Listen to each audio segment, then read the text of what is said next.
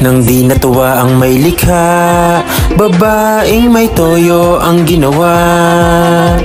At may oras na magugulat sa kanyang sobrang topa.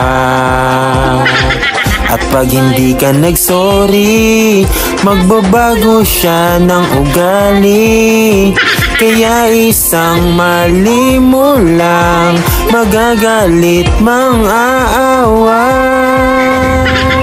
Suyuin mong babaeng may topak, magsorry ka hanggat may oras. Isipin mo, hanapin mo, kasalanang ginawa kung ayaw mong ikay matodas.